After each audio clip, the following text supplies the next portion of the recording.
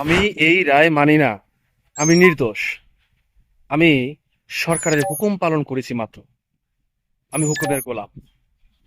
এভাবে চিৎকার করে করে বলছিল জুলাই আন্দোলনের যে প্রথম শহীদ, শহীদ আবু সাইদ হত্যা মামলার যে মৃত্যুদণ্ডপ্রাপ্ত আসামি এএসআই আমির হোসেন।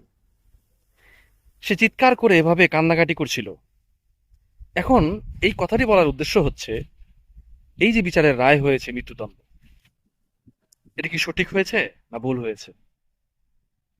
যে আইন বিদ্যমান আছে দেশে এবং আন্তর্জাতিকভাবে, সেখানে স্পষ্টই বলা আছে, সরকারের আদেশে যদি কোনো পুলিশ সদস্য বা অফিসার বা কোনো ডিফেন্সের লোক বেআইনিভাবে কাউকে আঘাত করে বা হত্যা করে, তাহলে উভয়ই সমান অপরাধী।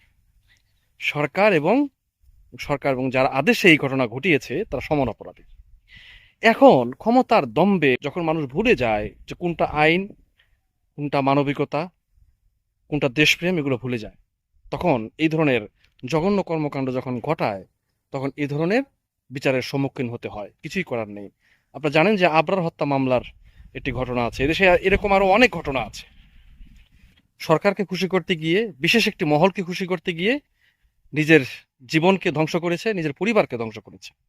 এ থেকে আমাদের শিক্ষা নেওয়া উচিত, কিন্তু তারপরও আমরা কিন্তু শিক্ষা নিচ্ছি না। আমরা বাংলাদেশিরা, আমরা বরাবরই অনিয়ম, উচ্ছৃঙ্খলভাবে চলতে পছন্দ করি। নিয়মকে তোয়াক্কা করি না, আইনকে তোয়াক্কা করি না। দেখেন, আইনের ঊর্ধ্বে কিছু নেই। আজকে যে ঘটনাটা ঘটেছে, এটি স্মরণ করিয়ে দেয় যে আমরা যাতে কারো নির্দেশে কোনো বেআইনি কাজ না করি, রাষ্ট্রদ্রোহী কোনো কাজ না করি, এবং মানবাধিকার লঙ্ঘন হয়, মানুষের জীবন নাশ হয়, এই ধরনের কোনো কাজ যাতে না করি।